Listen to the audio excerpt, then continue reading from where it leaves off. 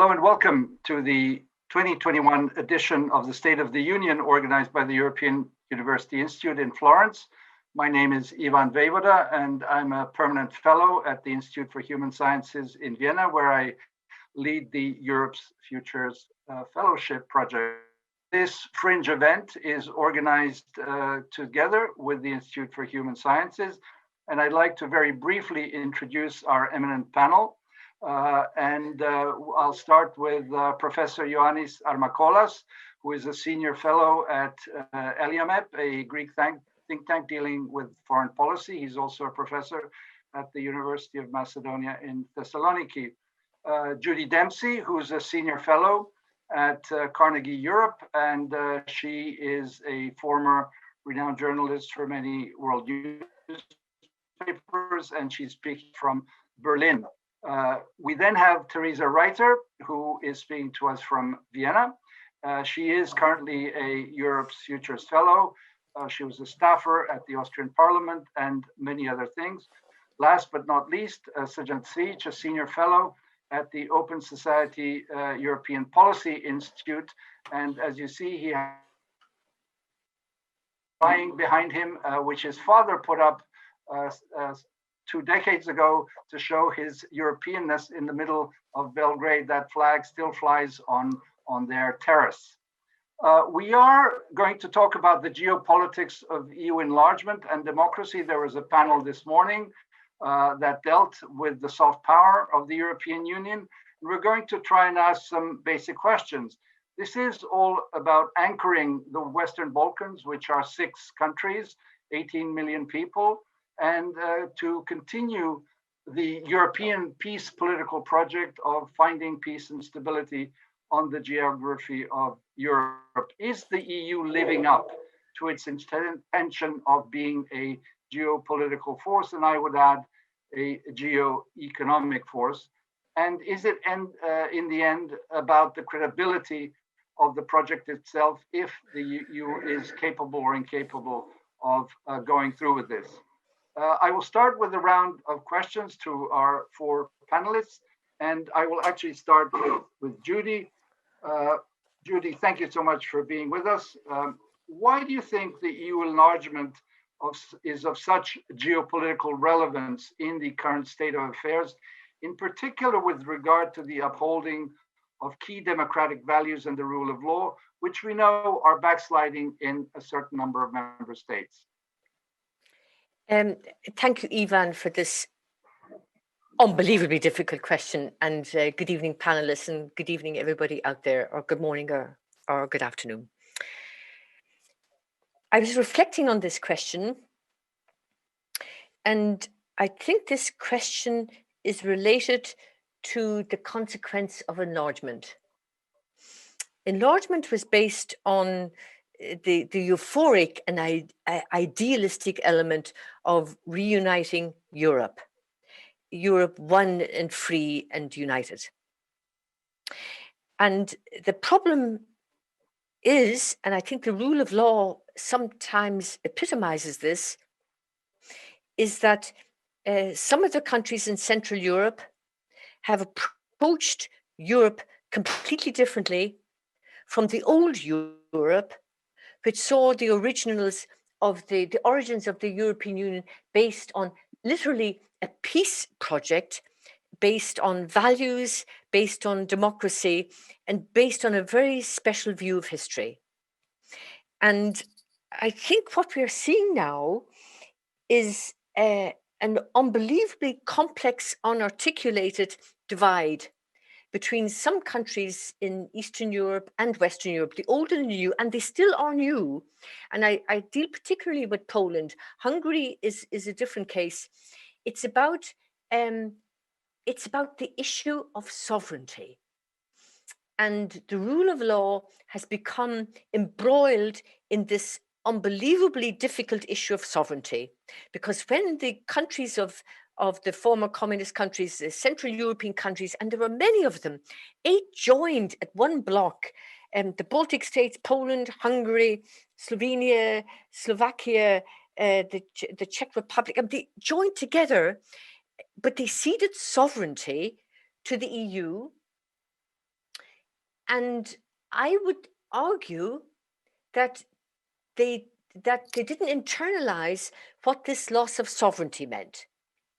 And we have this situation today where, for many reasons, I think it goes back to the financial crisis of 2009, it goes back to the migration crisis, you can take any crisis, but there's now a serious tug of war, a legal tug of war between the definition of sovereignty, the expression of the legal competences of the EU versus the legal competences of the member states. And in the case of Poland particularly, Hungary a little, we get it in various degrees in the other countries, there's now a serious clash of sovereignty, and the EU is trying to defend the EU competences through the treaty, and it's been challenged by Poland and some other countries. And we are heading towards a serious clash, and it's not being mediated in any way. And I think this is a very dangerous situation for the European Union. Thank you very much, Judy. Much to unpack there, but thank you for attempting the impossible on a difficult question. Teresa, may I turn to you, and thank you very much for accepting our invitation. You've done a lot of work on how the EU deals with these issues. So in your opinion, how does the way in which the EU deals with the question of enlargement contribute to the EU's reputation in a global context from a security point of view? Yes, thank you, Ivan. Welcome, everybody. Thank you for listening in tonight. I did some work in security and defense policy, so I'm particularly interested in this aspect. How the EU deals with the question of enlargement contributes to the EU's reputation. It contributes to the image we have in the world, right? It is not being kept secret. In security policy, soft power and diplomacy and everything is extremely important. But when it comes to threat actors to security, other factors are very relevant. It is about, are you weak or are you strong? Can you be trusted? Do you stand behind your principles? Are you ready to spend money on your goals? Do you have strong alliances? Stuff like that.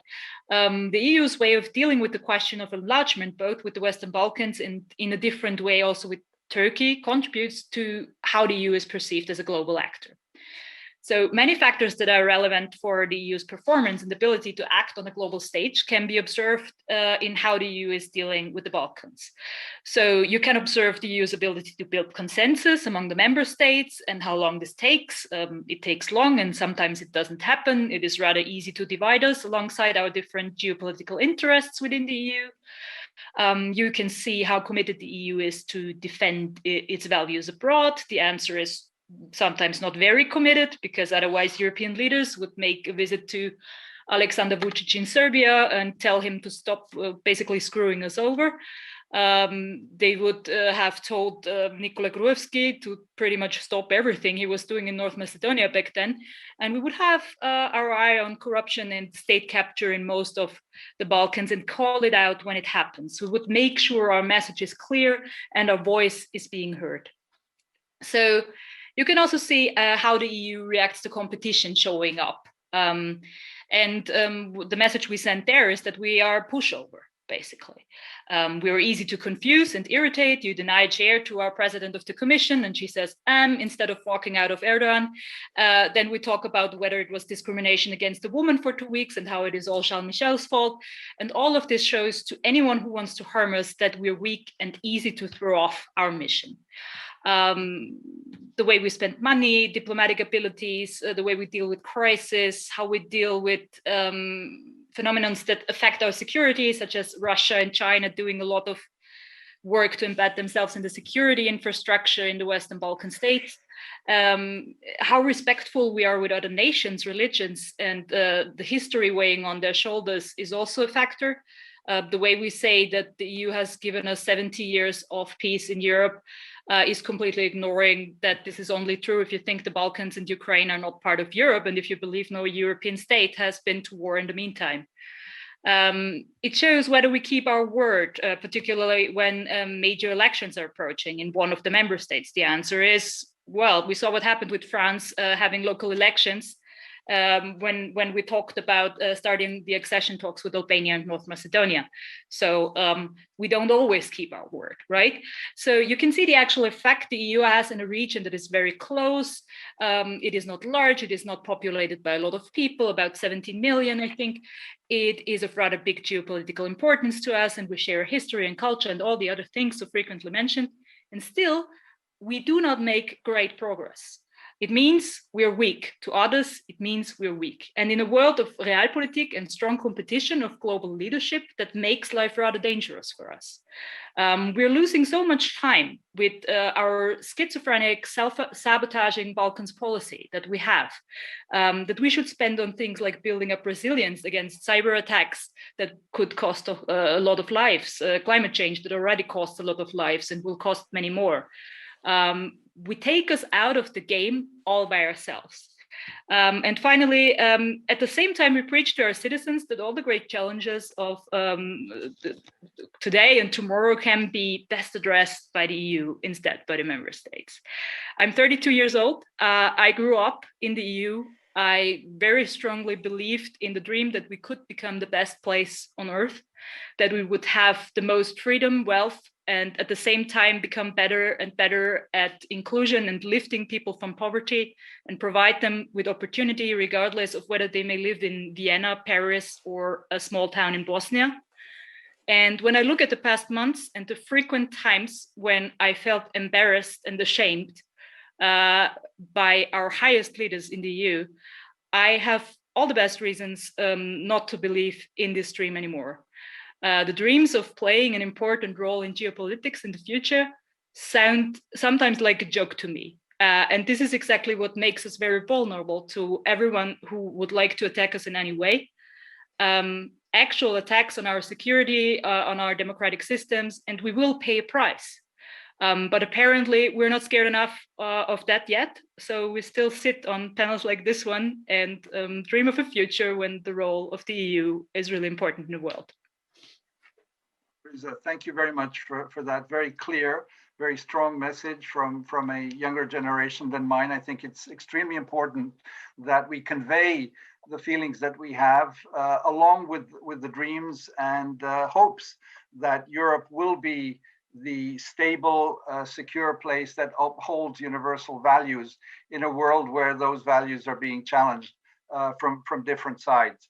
But there are some very good stories, and I turn to Ioannis Armakolas from Greece. The existence, Ioannis, of the EU and the promise of membership has led to some historical moments and compromises. Most recently, the one between North Macedonia and Greece called the Prespes Agreement. What lessons can we draw from the EU's geopolitical activity? Thank you, Ivan, and thank you very much for the invitation for this panel. I would like to instill a bit more optimism after Teresa's kind of pessimistic assessment of how the EU is bullied or how the EU is unreliable. But I would like to start with the way that you phrased the question, Ivan, putting together historic and the membership perspective and European integration. I think it's absolutely spot on that we connect these two together. Of course, the Prespa agreement has been probably in recent times the most iconic of agreements in the region, but it has not been the only one. But in order to highlight the role of the EU in interesting ways to bring about change, I would like to make a distinction between two types of agreements, key agreements in the last 30 years, two generations, so to say. So the first generation of agreements, let's say it was the agreements of the 1990s, the ones that ended the conflicts in the former Yugoslavia. It was all about hard security considerations. And there the US had the central role. And one could, I think, very easily say the EU had a peripheral role. To put it in simple terms, one can imagine the end of the Bosnian War and the Dayton Agreement happening without the EU, but no one can imagine that this would happen without the US, simply put. But then we have more recently a second generation of agreements that are not about ending conflicts, but they are about preventing future instability. They are about political disputes. They are about political transformations. They are more future-oriented. And for that reason, I think they are more amenable to the EU's soft role. The Prespa agreement is one, but also we could mention the agreement between Bulgaria and North Macedonia, or Croatia and Slovenia. And there, of course, you still have the role of the US, the diplomatic role of the US. Sometimes the US is even more visible than the EU. And this is because, of course, the actorness of the US, the diplomatic actorness is more unitary, or because the Western Balkan states have the expectation of the US role. But the important point I think I would like to make here is that all these processes that lead to such agreements are predicated on, they cannot possibly work without something that I could call deep impact of European integration and the European membership perspective. So even when we see the immediate effect of US diplomacy, US diplomatic hyperactivism, this could not happen without the long-term deep effect of the perspective of all these countries joining eventually the European Union. So in the first place, you need the promise by the EU in order to have something that is more visible like the US activity.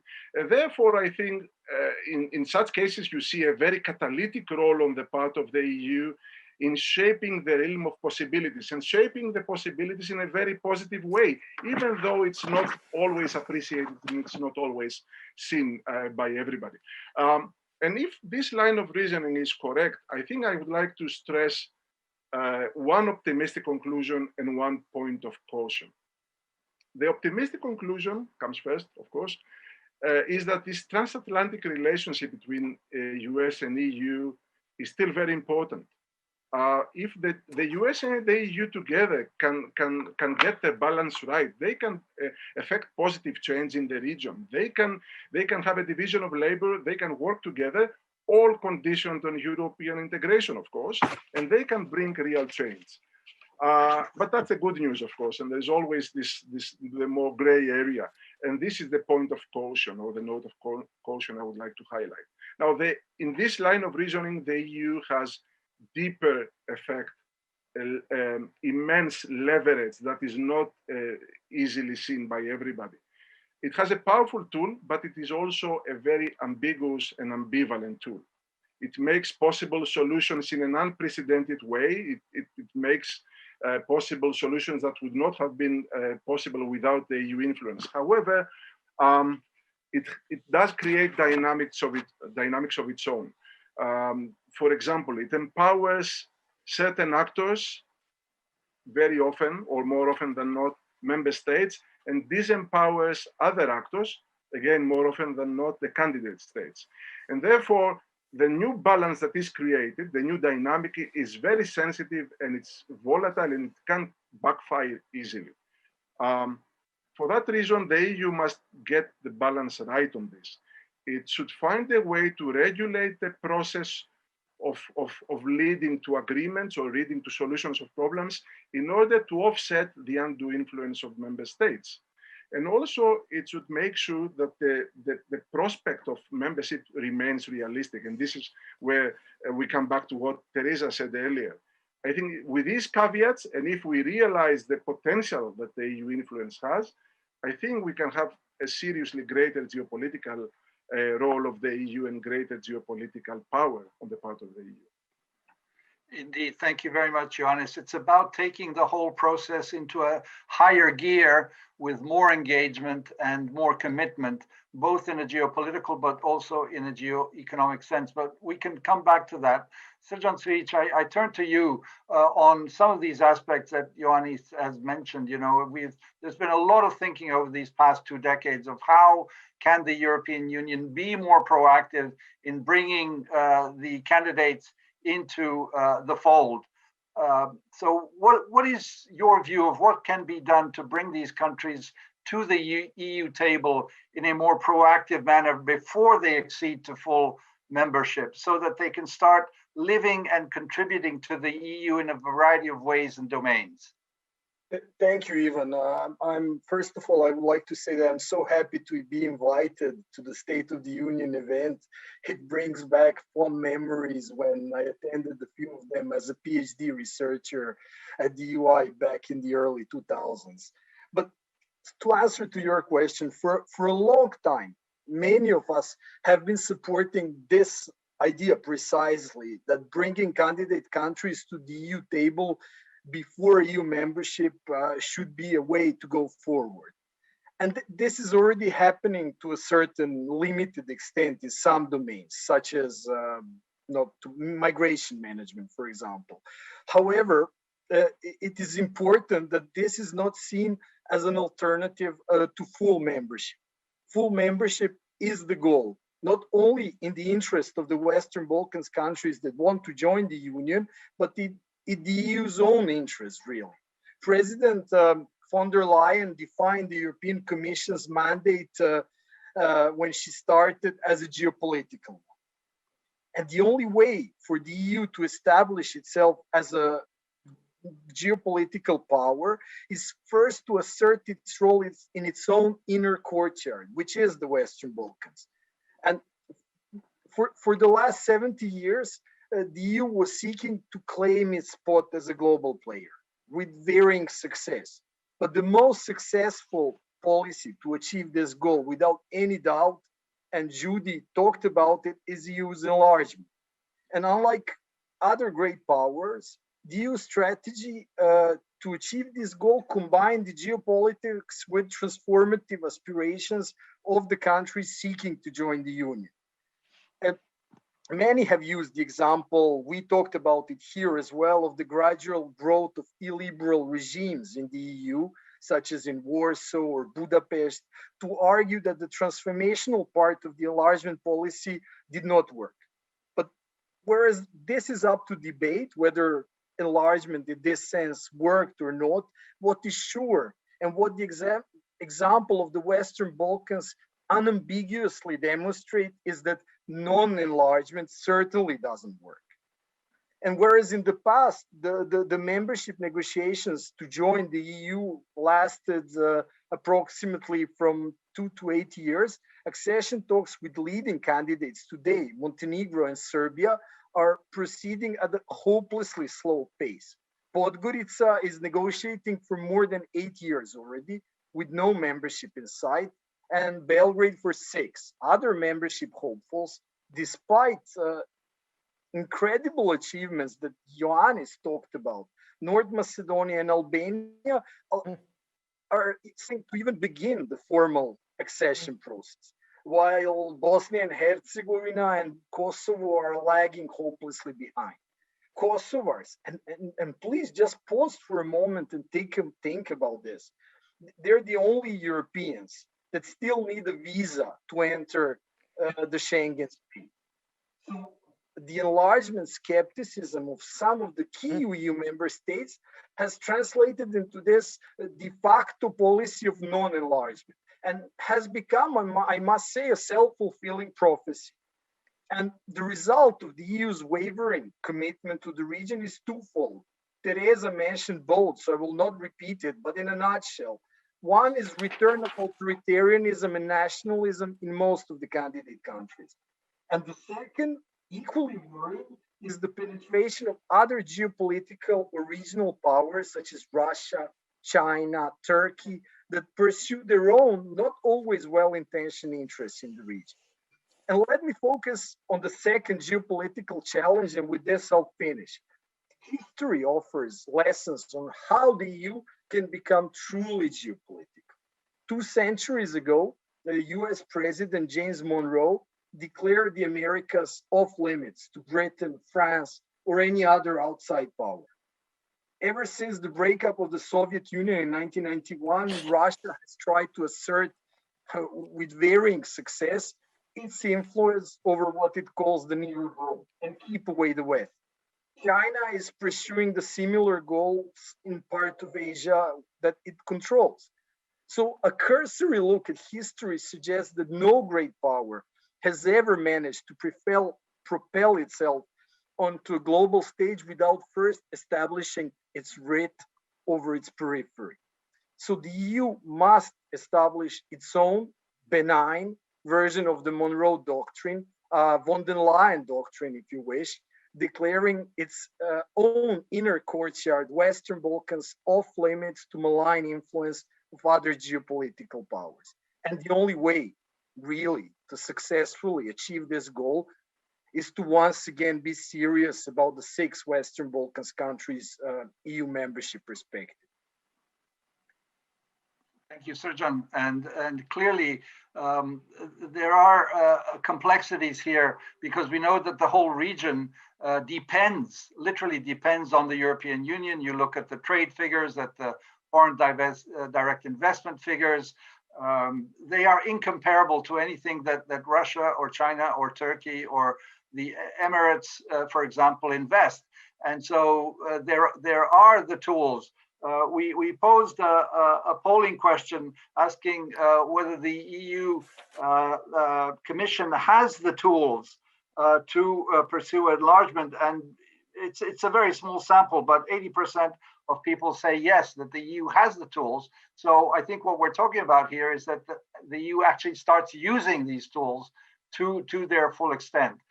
Judy, for this second and brief round, we have less than 20 minutes now to go. Ioannis very pointedly put something that we are all keenly aware of, that this is a transatlantic endeavor. Yes, the EU is in the driving seat. The US has acknowledged that, and that is right, because this is the geopolitical area where we're acting. But can the US play a role in enhancing what we're talking about here, giving it an additional push? I better unmute. No, you're okay. No, now you're muted. Now you're muted, Judy. I'm using Zoom. I'm only joking. I think we should call a spade a spade. The whole idea of the European Union and the whole idea before the European community and the European steel and coal community, it was an American German Franco architecture, because the Americans realized that Europe is going to slip into another war if they don't get things together. And jumping quickly to Ioannis's country and Austria and my country, I'm from Ireland. The enlargement was an American endeavor as much as a European one. It was a Euro-Atlanticist endeavor.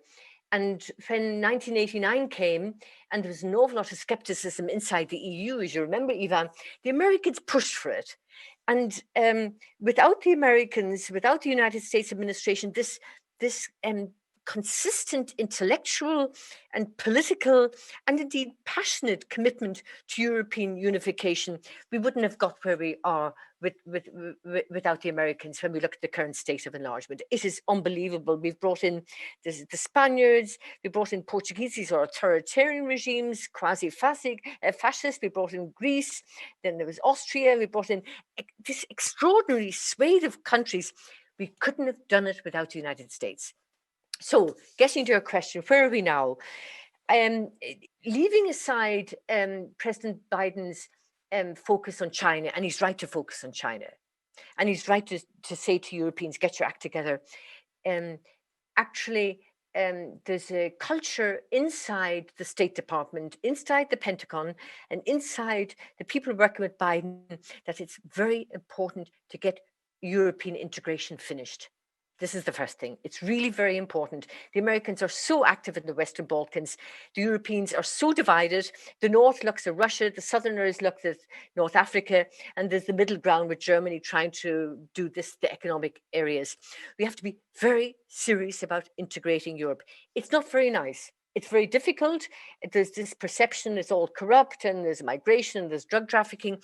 It's got to be done on a big, massive communication element and a financial element, and really take on China. This is our neighbor. And Srdjan that mentioned it.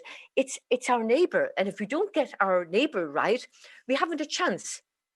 and this is crucial. We're going to need the United States on this, and it'll be very interesting to see what kind of ambassadors that the State Department appoints to this region.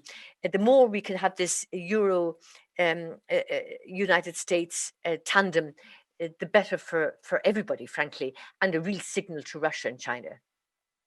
Thank you, Judy. Coming to you, Teresa, on this issue of democracy and democratic conditionality, that I think we're all agreeing more should be done, and the requirements for the rule of law. In fact, Josep Borrell, the High Rep for Foreign and Security Policy, mentioned that very clearly to President Vučić when he was in Brussels just a week ago, that this will be a key measure of the advancement in the accession process.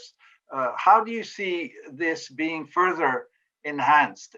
For example, there's a lot of talk, and there has been for ages, about variable geometry, small groups of countries rallying on certain issues. We know that foreign policy requires unanimity, unfortunately.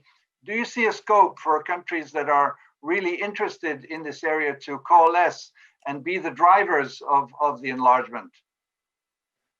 Yeah, I mean, I thought about this the way I think about defense policy, right? Because we have a similar situation there. Some countries would like to go faster, move faster on mutual defense of the European Union, others won't.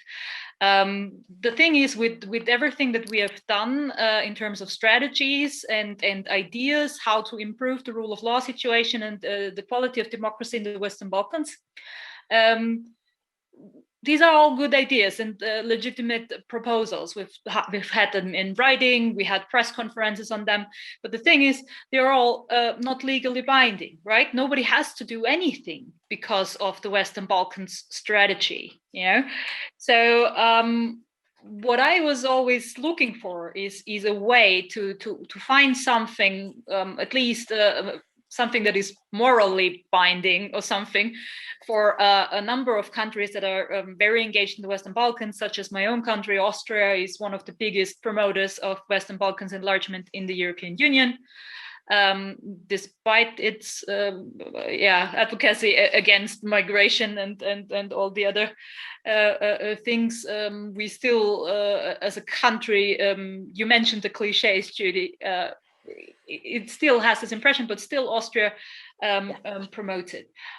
So what I want is basically the countries that are doing this anyway, supporting the Western Balkans enlargement, to get together, make a to-do list, no matter how small for the moment, just to get something done, like fight air pollution in cities in the Western Balkans.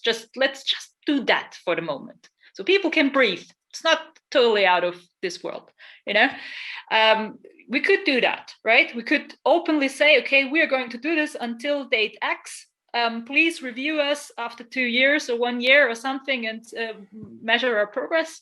And we would have gotten something done that we can show off, not only to the Western Balkans, but also to the citizens of the European Union member states that have to approve of our way forward in elections every time, in national elections.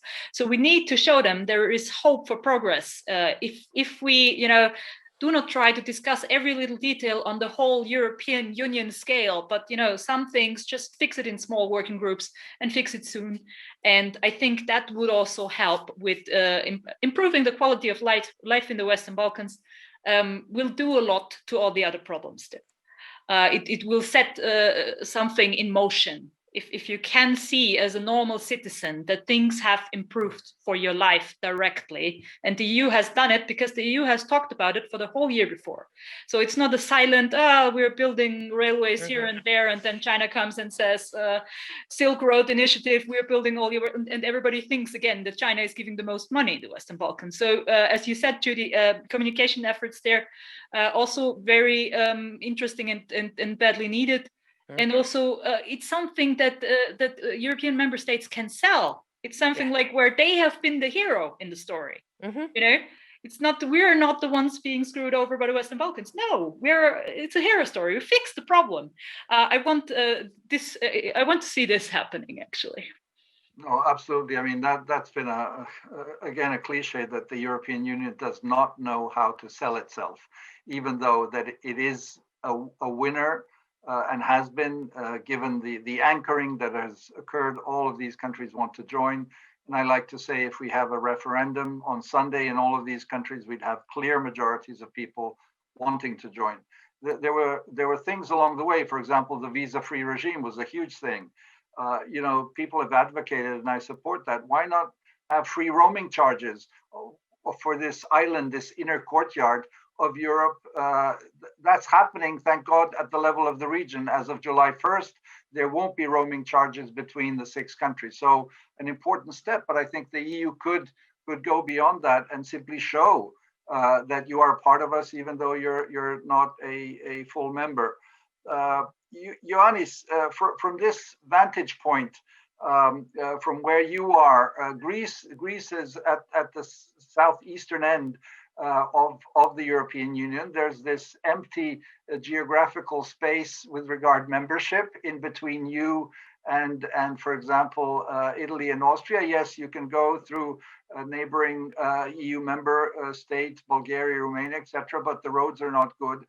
How do you see the need for greater geo-economic understanding on the part of the EU that it can do more? And we have heard something now, again, from last Monday, that von der Leyen promised a big, apparently 700 million euros for a high-speed connection between Belgrade, North Macedonia, and that means obviously Greece.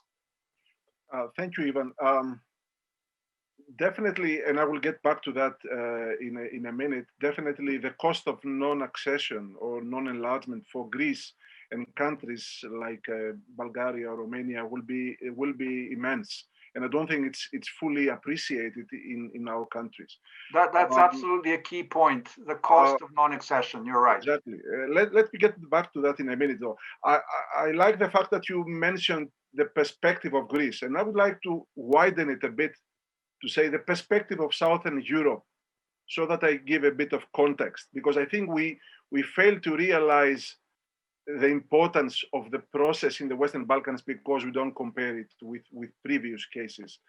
There is in political science, you are all aware of it, a consensus that the Southern European process of democratic consolidation and modernization has been immensely aided, helped by the process of acceding to the European Union and by the European Union membership. So Greece, Portugal, Spain are healthy democracies today because they became members of the European Union. That is, we call it today European Union. And you know what? They became the best disciples. Don't forget that during the worst economic crisis in decades, they had remarkable resilience in their democratic institutions. Greece, Spain, Portugal. You had turmoil, you had economic meltdown in Greece, at least at the level of the one you had during the Weimar Republic in Germany, right? You had a change of political parties, political elites, but the democratic institutions stayed, persisted, remained. In Western, many people forget, in Western European countries, a few years ago, we were called pigs. The acronym Portugal, Ireland, Spain, Greece, and Spain. Well, those pigs remained democratic and remained pro-European at a level even of more than other more established democracies, so democracies with longer record. So this is very important to keep in mind. But mind you, Greece joined the European, whatever we call today, European Union, 7 years after the end of dictatorship, and Spain and Portugal 12 years after the start of the transition. This year is 30 years from the start of transition in Albania, 31 years in North Macedonia. So these countries, they more than 3 decades after the start of the transition, they still cannot start accession negotiations. And Greece and Portugal and Spain, within 10, maximum 15 years, they were members of the European Union. Now we put in the place of Albania or North Macedonia or Bosnia or Kosovo, any country in the world, that they have to stay in the Europe's waiting room for as long as they had been under dictatorship, under authoritarian rule. And you will see the effects in domestic settings, political settings, in the mentalities of the people. It's simple as that. You should put any country there, Germany, Austria, and you see the effect that that has on the mentality of the people. Now, democratic conditionality, rule of law conditionality is crucial. But very quickly, I would like to point to two sets of, I think, narrow-mindedness. I will not call it hypocrisy, but narrow-mindedness on the part of EU member states, because we always talk about the deficiencies of the Western Balkans. Let's see a bit the side of the European Union, like Teresa mentioned earlier. First set of narrow-minded politics. The countries, EU member states that are in the neighborhood of the Western Balkans, like Greece, like Bulgaria, Croatia, you know, the first thing, and very often the only thing they care about is the conditionality that has to do with minorities, disputes, so-called national interest questions. They don't really care and they don't really do much about democracy and rule of law issues in the Western Balkans. And they should be doing more, because they should think what will be the effect for all these countries, but also for the entire region and for EU member states if those reforms fail, democracy and rule of law reforms fail in the Western Balkans. And the second set of narrow-minded politics, and I will close with that, Ivan, it's Western European countries. I will not mention any here, but you know which ones I have in mind. The typical, the classic EU enlargement blowheads, you know. They instrumentalize rule of law problems which are existing, okay? No question about it, to frustrate the enlargement. That's what they're doing. And I think this is a very important fallacy, because they think somehow they can create a cordon sanitaire around the Western Balkans. They can seal off the Western Balkans and the effects of the collapse of rule of law regimes or democracies in the Western Balkans. Well, you know what? It's not going to fly. If the rule of law regimes fail in these countries and democracies fail in these countries, without the EU transformational effect, the negative side effects will be for everybody, for all EU member states. It's not going to be only for the Western Balkans. We cannot seal off the Western Balkans. And I will close here. I'm sorry if I've taken too long. No, thank you, Ioannis. You made some very important points, but most importantly, I think the vantage point from Southern Europe is extremely important. And to state the obvious, the Balkan Peninsula is one of the three Southern European peninsulas, with the Iberian and the Apennine Peninsula. And thus what you talked about the democratic transition after dictatorship is very pertinent to this.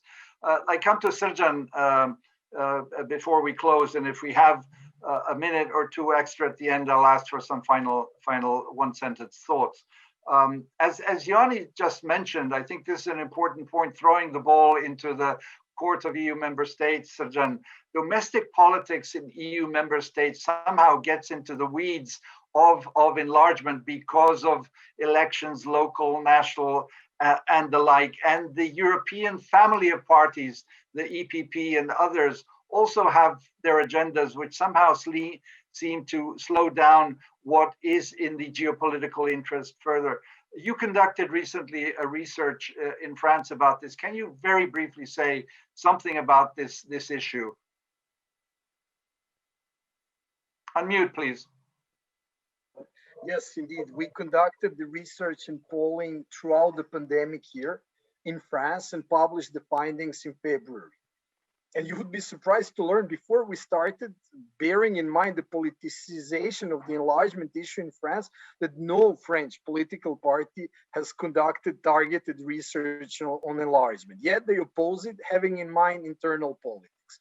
So to truly understand their own electorate would help the EU be more geopolitical. But what our research shows is completely contrary to the superficial opinion of polls for years that show that French electorate is against enlargement. Our research, an arguably largest ever sample, combining it with a mixed methodology of focus groups looking deep into the issue, concluded that unlike the EU membership of Turkey, for example, the Western Balkans accession is not an important issue for the French electorate, and that pursuing that goal of an accelerated entry of Belgrade, Podgorica, and others in the Union would certainly not cost President Macron re-election in 2022, or in that sense, in any other election.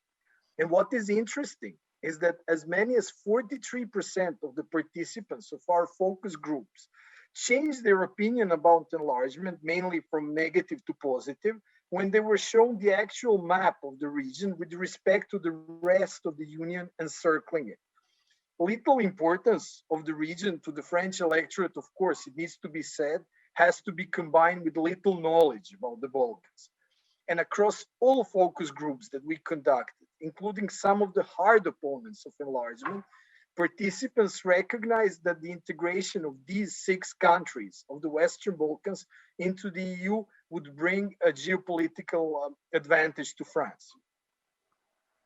Okay, thank you very much, Srdjan. We have a few seconds left. We've been allowed a minute, so with the prerogative of the chair, I will take up that minute to conclude.